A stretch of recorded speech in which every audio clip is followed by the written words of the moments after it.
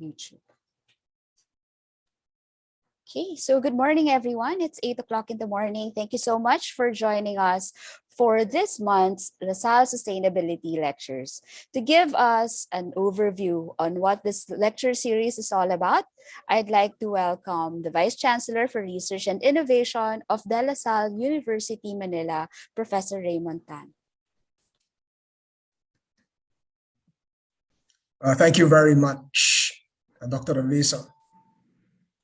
Good morning, good evening, good afternoon, wherever you may be on the planet. It's my pleasure to welcome all of you to the reboot of the Sustainability Lecture Series. If you'll allow me to show you a few slides, I can recount very briefly the rationale for this lecture series.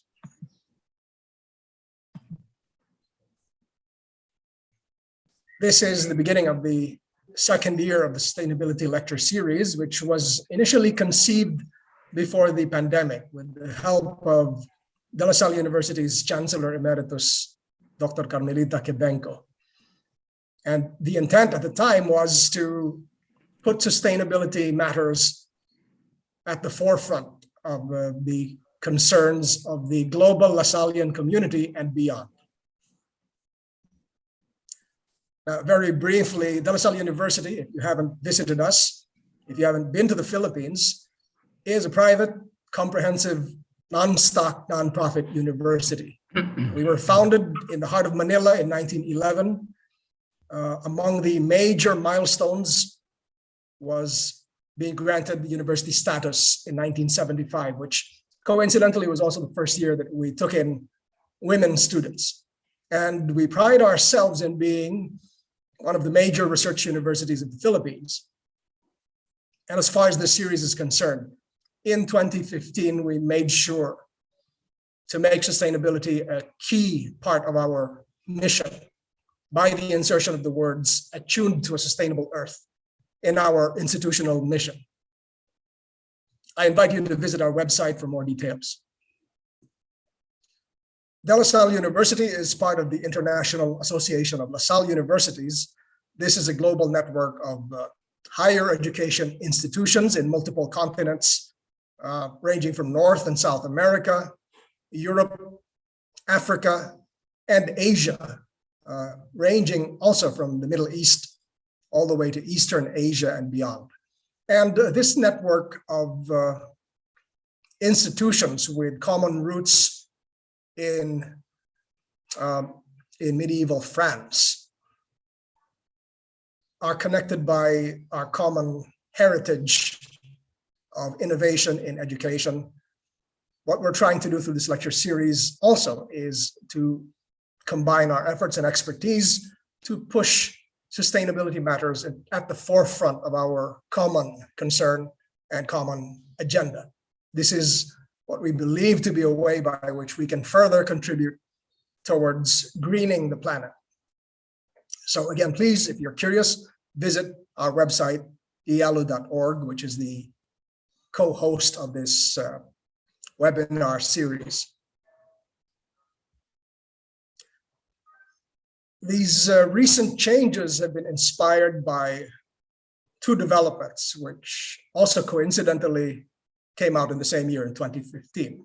Number one, for the Catholic world, the Pope's 2015 encyclical, Laudato Si, on care for our common home, served as inspiration for a large population of the earth towards re-examining our lifestyles, re-examining the direction in which we're heading sustainability-wise. And I think it's very important because by tying that concern with cultural and religious matters, I think it provides more in-depth motivation for people to take the concern seriously in their own lifestyles. So I think that's one of the reasons why we made a change in our institutional mission to be more explicit about our concern to achieve sustainability or to contribute to sustainability. For the secular world, the launch of the Sustainable Development Goals in the same year represents a global initiative to take different aspects of sustainability, not just environmental ones, but social ones, including poverty alleviation, food security, and partnerships with government institutions. All of these cut across a spectrum of sustainability issues that deal with environmental, social, and economic issues, which all need to be addressed so that the populations of different countries in this planet would achieve reasonable standards of living while staying within the safe boundaries of what the earth can sustain. And I think these two initiatives have been taken on seriously by De La Salle University and by the IALU network as a foundational basis for our research, education, and knowledge transfer initiatives, including our current lecture series. Now, I'll move to my last slide. The format of the lecture series, which was briefly interrupted by a bad resurgence of COVID-19 in the previous month in the Philippines, it's a monthly series of lectures that we hold typically on the last Wednesday of each month, typically at this time of day, although depending on where the speaker is located, we may adjust and announce ahead of time. The lectures have been streamed via Zoom and YouTube. At some point in the near future, we look forward to actually doing part of the lecture series live in hybrid mode once we begin to reopen the world post-pandemic. The lecture series, of course, deals with diverse sustainability topics. And I think if you look at the YouTube recordings of last year's lectures, you'll see a wide range of interests being reflected by the speakers and their institutions. And alternative formats are definitely possible. We've had panel discussions in addition to formal lectures. We plan to continue this year with resource persons from the IALU network. And while originally we just had faculty members of the different IALU institutions as speakers, we plan to expand this in the near future. This morning, we have a scientist in residence of De La Salle University as one of our speakers, but he also happens to be affiliated with other institutions in the Philippines. The lecture series will be open to alumni who made significant contributions to sustainability. And basically, we're looking for speakers throughout the LaSallian network all over the world. And in fact, one significant departure that we plan for this year, a significant number of our institutional partners are based in Latin America, where the lingua franca is not English, but Spanish. And thus we will leverage on the capabilities of modern technology to be able to deliver some of the future lectures in multiple languages via machine translation. So some of these lectures may be given in Spanish, but with the appropriate subtitles to reach a wider audience. Finally, this lecture series is hosted by our Center for Engineering and Sustainable Development Research. Coincidentally, also nearing its 20th anniversary. We're now at 19 years, led by my colleague and longtime friend, Professor Dr. Alvin Culaba, and also our host and the current dean of the Gokongwei College of Engineering, Professor Dr. Kathleen Avisa. We are, of course, essentially delivering the content, but we are open to partnering with various institutions. We look forward to proposals for future webinars in the future. Meanwhile, I wish you all a good morning. I hope you find today's session to be informative and stimulating. Thank you and good day. Thank you very much for that, Dr. Tan. So now, without further ado, I would like to call on Professor Alvin Culaba to introduce our speaker for this morning. Thank you, Professor Kathleen Aviso. Again, Chancellor Emeritus Carmelita Kibenko, Brother Joe Scheiter, De La Salle Brothers in the Philippines, and in our IALU network schools around the world. Of course, our very own Vice Chancellor for Research and Innovation, Dr. Raymond Tan, colleagues at De La Salle University, in the academe, in the scientific community, good morning, afternoon, or evening, wherever you are located. Today kicks off the first lecture for the year in the IALU Sustainability Lecture Series, being hosted by the Center for Engineering and Sustainable Development Research, or CESDAR, of De La Salle University, Manila. CESDAR was established back in 2003, primarily to undertake studies that addresses the many sustainability issues, not only in the Philippines, but around the world. It has already published close to 10,000 articles in Scopus database and Google Scholar by noted scientists affiliated with the center. Today, we also have an important guest lecturer who actually is a scientist in residence at De La Salle University.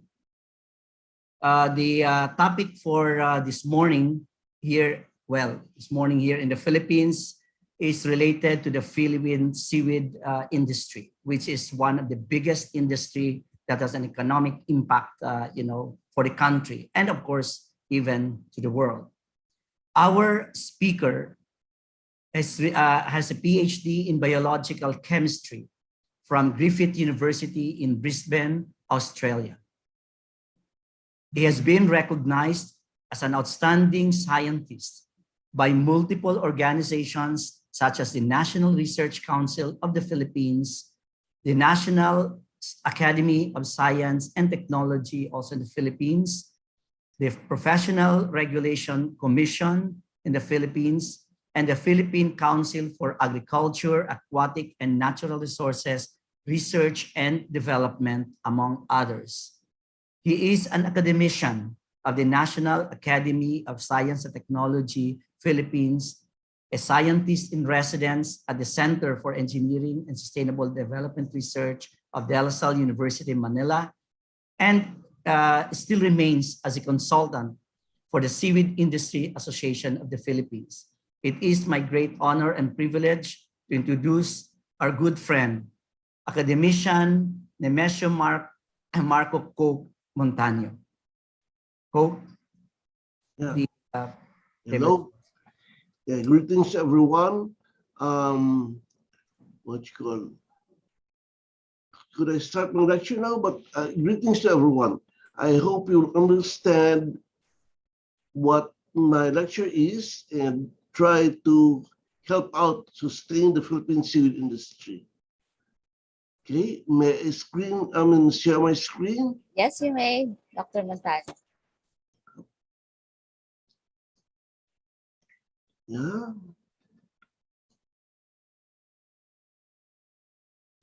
There it is.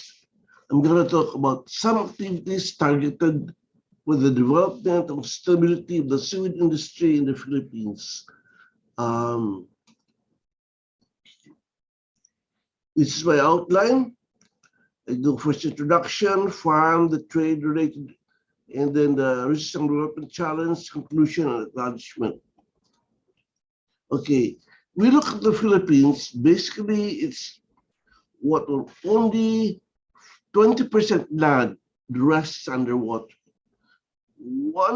So our resources basically under the sea, it's basically related.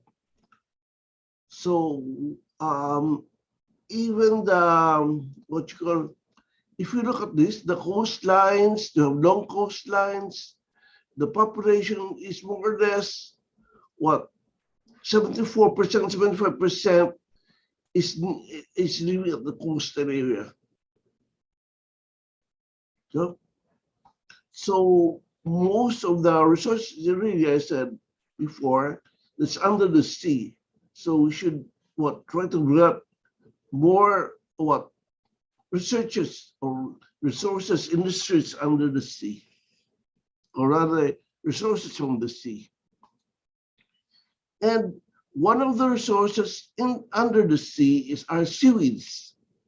Okay, so when we talk of seaweed biodiversity, as of now, the confirmed species, the number totaling to around 893 species in the Philippines. But recent reports says that there are more than 1,000 species now.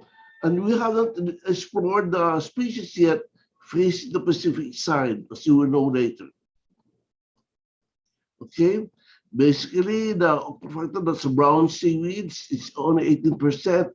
Most of the seaweeds are on the rhodophyta, the red seaweeds, and few are on the chlorophyta, green seaweeds. Okay? And some 350 species are known to be economic value. Okay, you will notice that these dots, the black dots, these are the areas that which have been there are studies where they found the sea where the seaweeds are, and the ones in circular blue are those areas which have not been really explored yet because of safety purposes. Like in the south, problem was safety on an armed conflict. Whereas on the east side, facing Pacific, it's because of the difficulty to reach there because it's basically always under the rough seas and difficult. That's the reason why I think the LaSalle is hopefully the LaSalle will lead the exploration of seaweeds on this in the eastern side or the facing Pacific. Okay, these are the, if you compare the Vietnam, Philippines, Malaysia, and Thailand, Taiwan, mataas talaga yung sa Philippines. Okay. At present, these are the seaweeds being cultured. Kapaphycus, the source of Kappa Carrageenan. Eucuma is the source of Iota Carrageenan. By the way, Eucuma is the oldest one being sold in the market for salads. Then you have Sargassum, which is basically cultured now by University of San Carlos. In fact, they hold a patent for this, for how to plant the Sargassum, which has several uses. For example, for xanthin, the alginates, the poidan, polyphenols, plenty. Then you have the Caulerpa, which plateau, in which you have inquiries from Europe because they would like to also buy Caulerpa from the Philippines because it's the green caviar, which they put in salads or sandwiches. Okay, and then Gracilaria, the source of agar, food grade agar, is the source of your agar wafers, which you make into gulaman.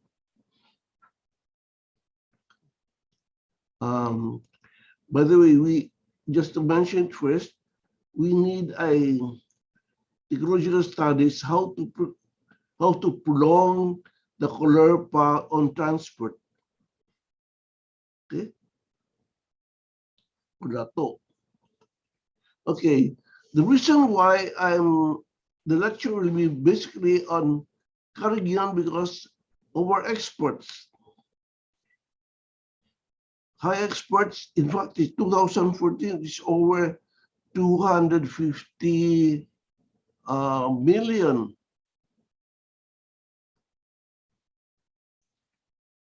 pesos. Again, exports quite high. These are more or less the areas which produces the Carrageenan, Kappa Carrageenan, Carrageenan, the seaweed source of Carrageenan. You will notice that the autonomous region of Mindanao, or that's Barnao, has a very high production rate of the seaweed. Okay. However, so this one, there's a high level of poverty in the barn. So we might need studies of the social sciences to look into the barn. Why is it that most of the income goes to this place, but there's still a very high poverty threshold? Okay, these are the poverty of incidence of those families, quite high. Okay. These are the recent values which have been researched by Agricultural Statistics Office, and it's still the same.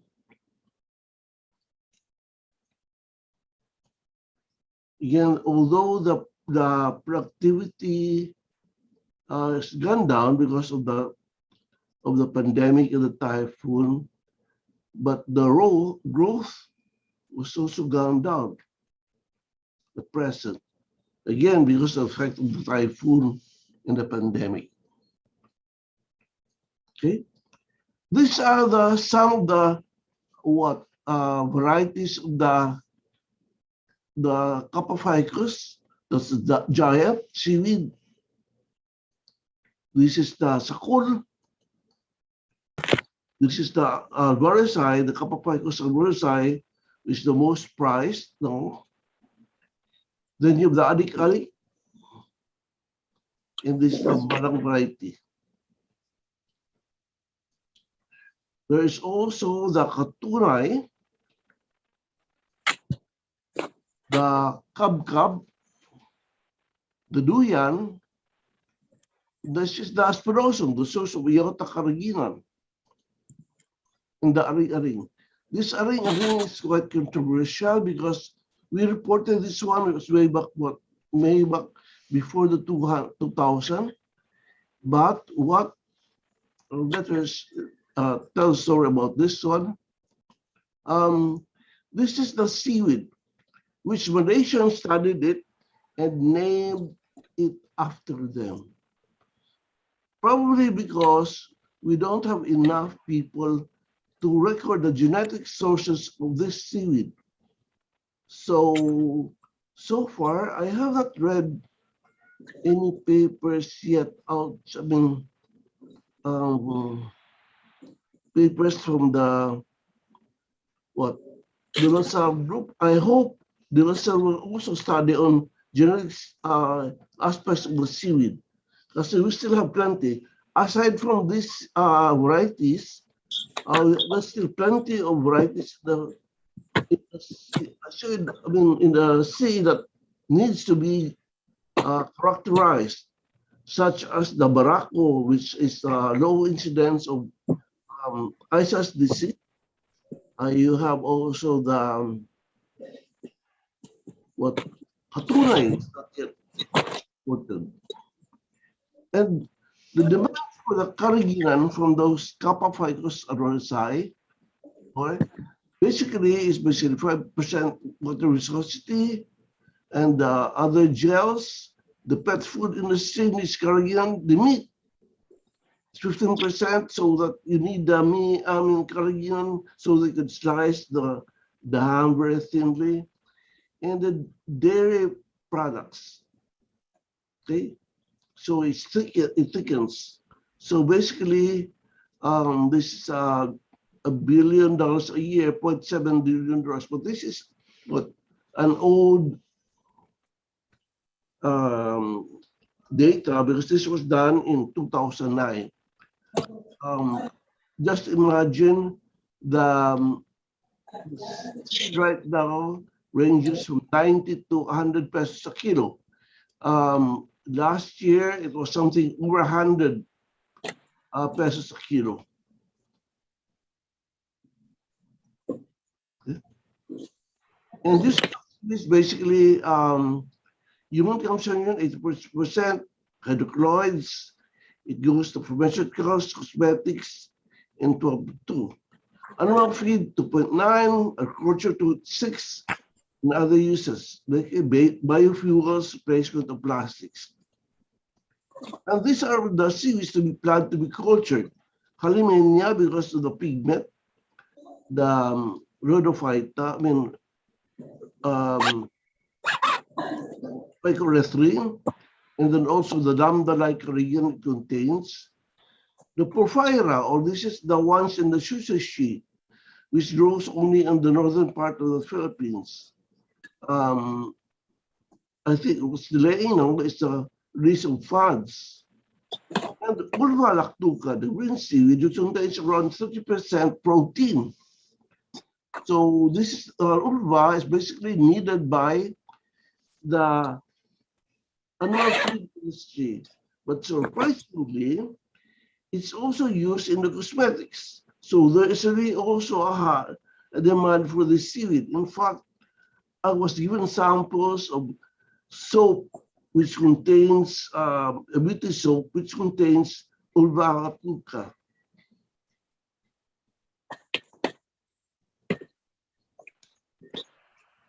And what we do now is those challenges towards farming. And these ones are what what methods of farming. You have the net basket, you have the long line method, you have the off bottom method, you have the bamboo raft, the shallow reef long line method, you have the floating long line method in the deep sea, around 20 meters to 30 meters deep, and the raft method, and there's a shoreline off bottom method. What is the trend now? Kasi yung the deep sea method will very much, most likely it would, the seaweeds there don't have the disease because it's always moving. Main thing, disadvantage of this though, is that it basically costs a lot to invest because of the anchors, and you need scuba divers to maintain the seaweed farm. That's a challenge. We also need designs for this, especially in rough seas. Okay, challenges in replacing the seaweed stocks to those from the tissue culture, okay, and spores of certain seaweeds. Okay, these are the indoor seaweed laboratory and genetics at UP Marine Science Institute. They keep the seaweed here basically to preserve the gene. So when you have something goes with that seaweed on the field, and then you have this stocks in the laboratory, you could easily reproduce again and plant that seaweed again in the sea. And these are the for stronger efforts, you have to propagate the seaweed. Usually the seaweed is propagated just by vegetative farming. So you cut and cut and cut. But until then, by just cutting and then it becomes sweet. So therefore, we need some young plants. So these are the methods. You have tissue culture. You have the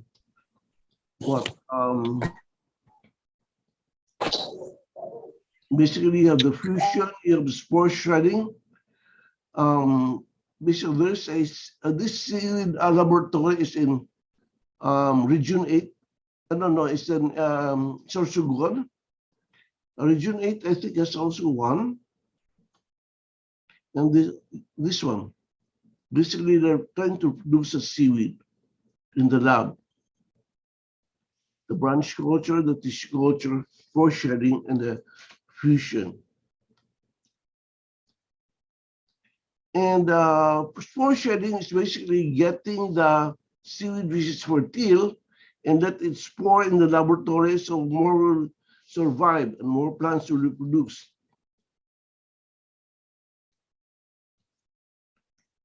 And also we keep on monitoring the environmental monitoring, the salinity, the temperature,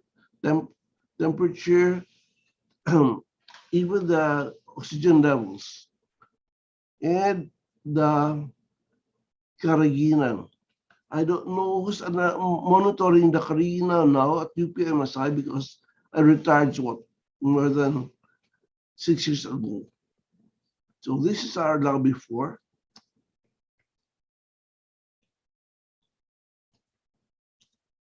And there are also studies to mitigate the seaweed malaise, the rhizosis epiphytes. Basically, if you see, this is if you look at the right picture, those are the ones affected by the ice disease.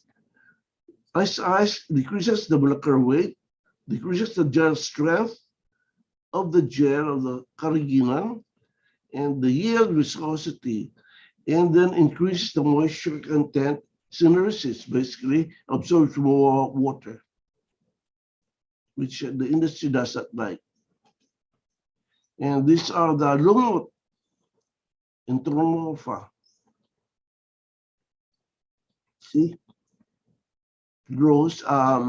We need, I think we need the design in which so that the seaweed will not be exposed much to the sun, so that very little lumot will grow. By the way, on my other presentation, Enteromorpha latrata is also used for feeds because it has high protein content. And this is another epiphyte of the seaweed, and also the putik-putik in its inorganic some kind of soil sticks to the seaweed. And these are the epiphytes again.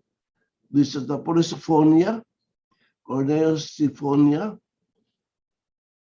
which grows on the seaweed, which also lowers the yield of the Carrageenan seaweed. Okay. And we have a I see the seaweed is tied to a rope, so where it would grow. And the practice is to tie it with using a plastic tie or what they call piece of plastic, which is blue. It's difficult to dissolve. So we're trying to have efforts now in studies on how to replace the blue plastic there to tie the seaweed. I hope studies on the abaca fiber will be published so we could study, or we have to look for other substitutes for that plastic thing. Okay. And also we have problems on the drying of seaweeds, Capophycus, especially if you look, they dry this one in those plastic material. This one, the type. So a lot of seaweed dryers are being developed, notably by this one in Los Baños developed. This one in that's a seaweed, dry seaweed. Oh.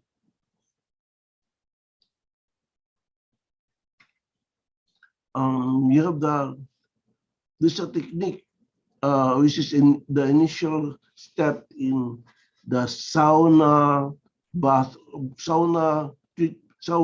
treatment of in drying seaweeds, which has been developed basically by initially developed by southern Philippines but adopted by Malaysia in Kutak Nabru.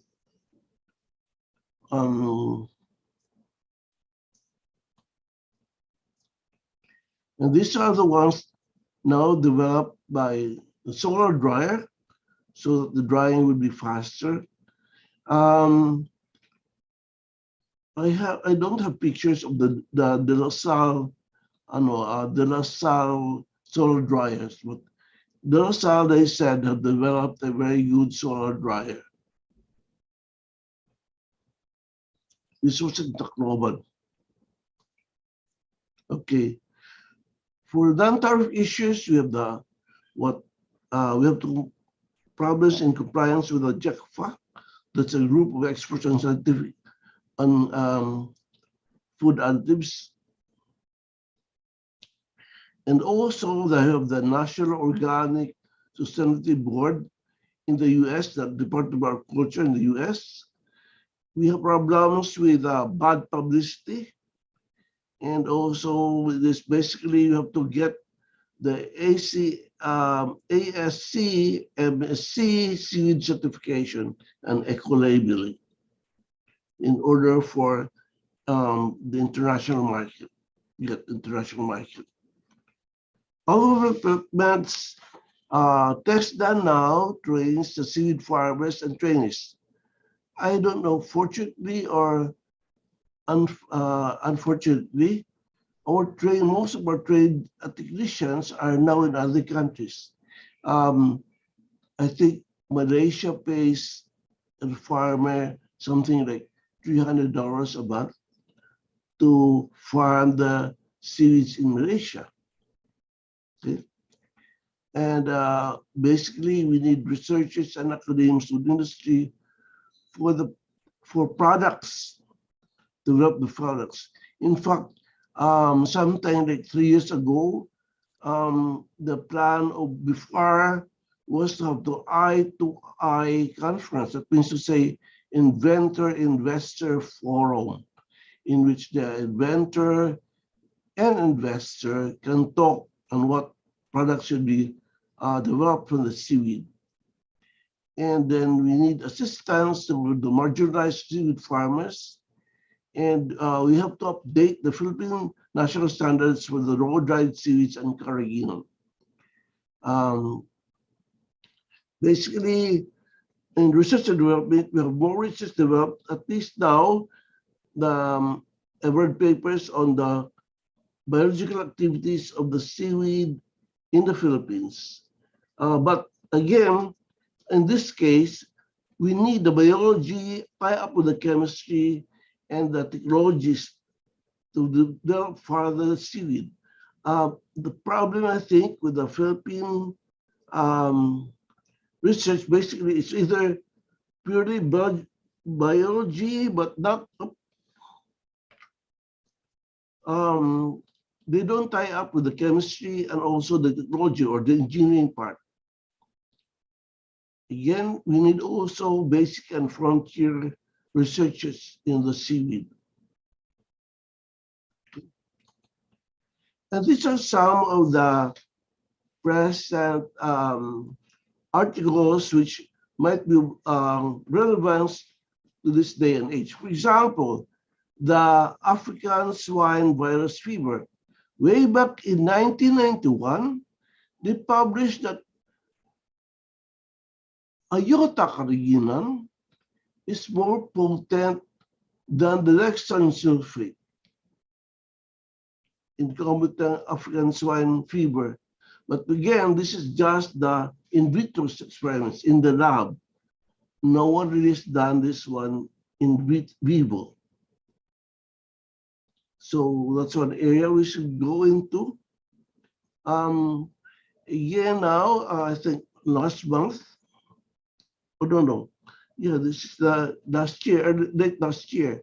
There's a paper on the sucking a lozenge containing 400 milligrams of carrageenan inhibits the viral binding and replication of the most predominant common cold viruses and the SARS-CoV-2. That means this was done in Indonesia. And I think there's no study up. The group in LaSalle tried to propose a research on developing food products from the Iota Carrageenan, but so far no news about it. You see, the target was really to develop more products from the Iota Carrageenan so that it would cover the ACE2 receptors so that the spikes of the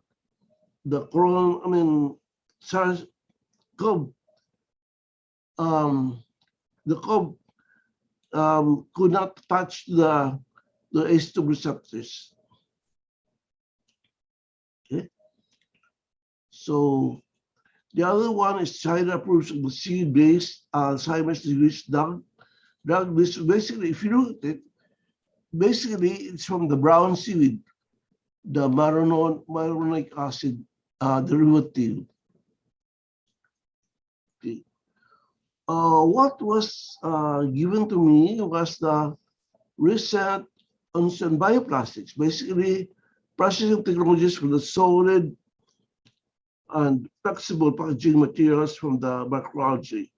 Basically, if you look at these authors, Michael Reda now is a faculty of UP Marine Science Institute, which he supplied the materials to his German student.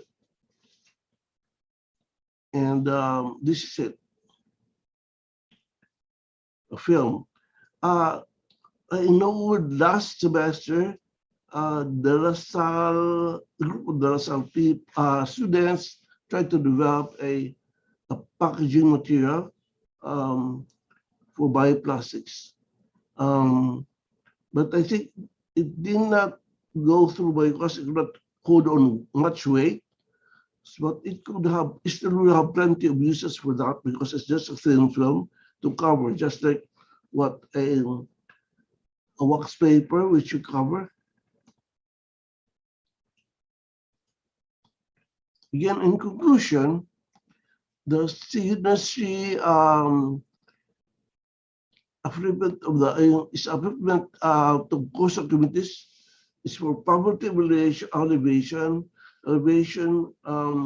alternative livelihood foods for food security. Unlike Malaysia and Indonesia, there is really a budget for the seaweed industry to develop because it's targeted towards poverty elevation. Unlike the Philippines, there is none. Seaweeds are a source of materials for daily human need. Supposed to be human sustainability and contribution to the blue economy. Before refers to the seaweed industry as market creative innovation, as termed by Harvard professor Clayton Christensen, because it aside from the seaweed, it creates more innovation and more industries. And this is what present now. The Palawan seed farmers cry for help because they need more a financial aid or financial help. Again, to turn to seaweed farming. The seaweed farming has been destroyed by the typhoon or death. But every time there's a typhoon, like for example, the Yolanda, everything was wiped out. This one was published in INQUIR.net, I think last week. And this is my conclusion side that they that go down to the sea in ships that do business and great work, they see the works of the Lord and his wonders in the deep. That's Psalm 107, 23 to 24. They said that this is the biblical basis for marine science.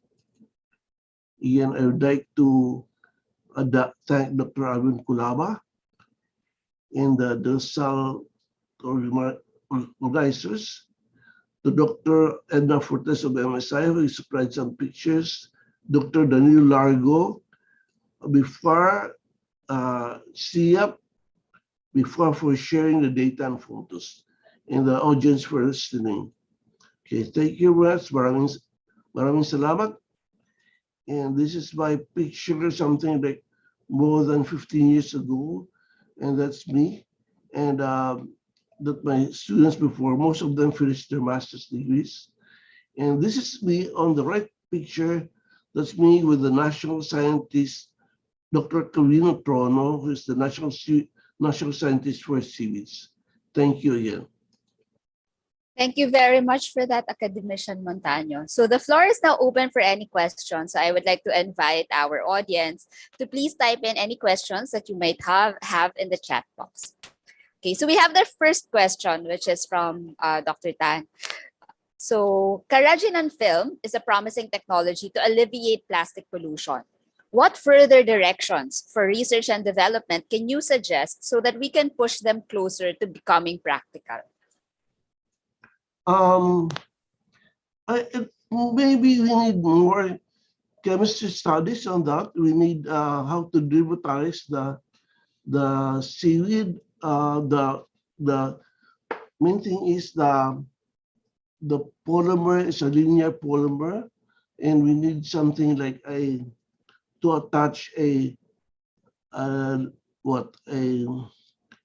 lipid, so that you'll not be very soluble in water.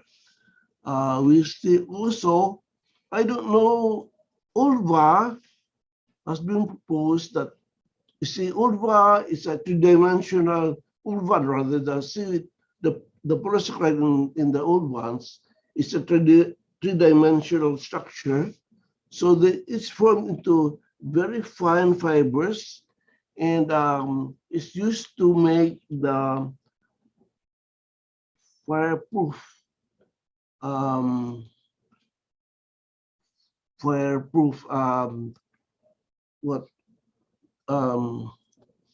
cloth. So I don't know whether we should go on that, say, just develop a technique so that we get a very fine fibers with a seaweed polysaccharide. And I don't mean that we only stick with Carrageenan, but rather on the other seaweeds. And well, there's more ideas probably. Okay, thank you very much for that. Yeah, it seems like there are, so Dr. Tan responded. So thanks for the insights on cross-linking of polymer chains. So we can see that there are really a lot of things that you can do with the seaweeds. So at the moment, what is the direction of our seaweed industry? Like, are they prioritizing certain types of products or certain types of programs? Number one, they're trying to prioritize the Carrageenan industry, that means the Copaficus. But I believe that we should develop also further the other types of seaweeds, such as this lato, the picture. See, lato also could export, especially for Europe. Lato, basically, is a very high vitamin B complex, which is much needed by vegetarians. So there's a market for that. Also contains olvan, that's the polysaccharide from green seaweeds. Basically, there are still studies basically on the we need studies basically on many areas. For example, as I was mentioned again about lato, it's very difficult to transport lato to other places. So we need a technology how to shelf life lato and how to preserve that freshness of the lato in transfer. There's a variety in Bicol, which is a type of lato, that seaweed, which easily what disintegrates after 3 days in the the refrigerator. So we need that one to prolong the life of that seaweed, so that it could still come out with fresh. I used to have a proposal on the what farm to table type of approach, in which how to preserve that seaweed from the farm and goes to direct to the table. So the packaging needs to be developed, preservation needs to be developed, and also number one is to harvestize that seaweed, especially for food, because this is basically the top grows on the what some of them grows on the body areas, which will contain a lot of bacteria. So that's it. No, well, let's see. The priorities now of the government basically is to still develop the Carrageenan industry, because that's the livelihood of most coastal people. But I would say I would rather go for the other series, which is also high potential use. For example, there's a seaweed called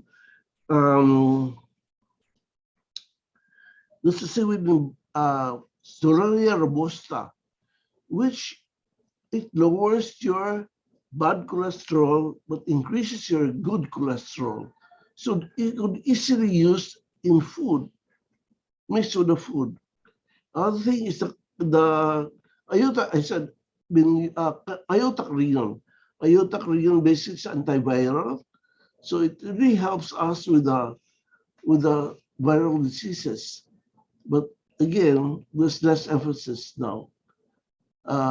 Especially it's not basically accepted by the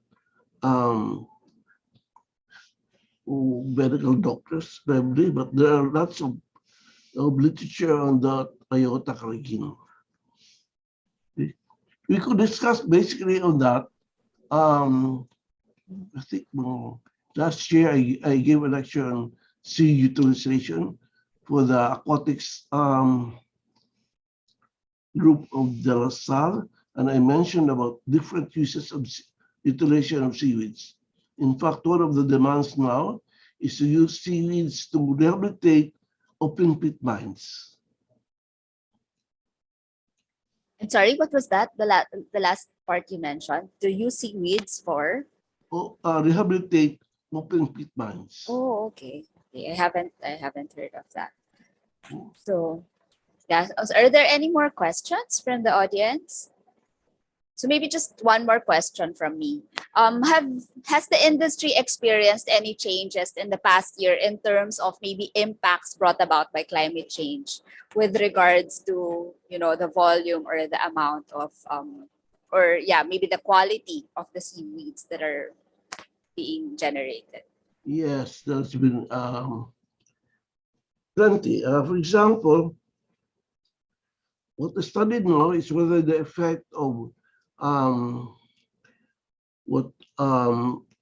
ocean acidification has an effect on the seaweed. Kasi if you have more acidic water compared to the normal sea, you will have a weak gel strength in the Carrageenan, which you don't like.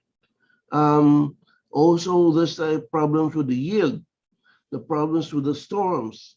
See, every time you have a typhoon, it wipes out the seaweed beds. So there's really an effect. You have more rains, therefore, the seaweed does not grow well because it's fresh water going to the sea and making the sea less saline. So there's really an effect. Okay, there's a follow-up question. So how vulnerable is the industry to climate change impacts, as you mentioned, acidification, temperature rise, and sea level rise? And maybe are there any, what is the industry planning on doing to help the industry become more resilient with these impacts? Really, there's a lot of studies to be done yet, because You see, this is what just to some of the investors that see in the state do not know much about science, so they don't want to they just want to get the results of the studies, but not to apply the science to it. So there's really a lot of things to be done. Like for example, it's mentioned about going back the tie method, the plastic string that they tie the seaweed to the rope. This is a great problem because that tie sometimes goes to the granular seaweed, therefore it becomes like now a powdered, and it could not be removed. So that's a problem. Again, let's say there's really a lot of things to be done, which I hope the LaSalle could help. Yeah, and maybe if there are some people here also in the audience who are interested in this particular topic or are doing research already on this topic, you know how to get in touch with us. Okay, there's another question in the chat.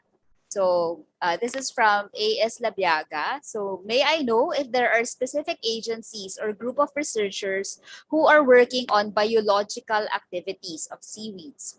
When you mentioned that nowadays we have good studies in biological activities of seaweeds, does it include the seaweed in the Philippines? Yes, there are. There's a study now, basically going to be published at the Philippine Journal of Science, done by PUP. This is also done by Bicol University. There's a study, of course, Marine Science Institute, the IUPIB, the LASA,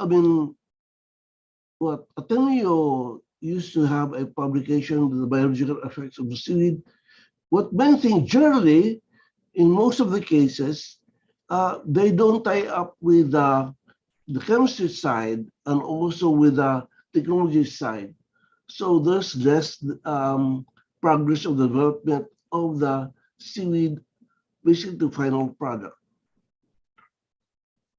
Okay, thank you very much. I think we have answered all the questions. Thank you very much, Academician Montaño, for giving us, more information about the seaweed industry. And you've really opened up a lot of, research ideas for the community. And like you mentioned, there is really still a lot of work to be done. And I hope we can inspire more scientists and researchers to get involved in this industry. So thank you so much. No? Okay. So I would like to share before we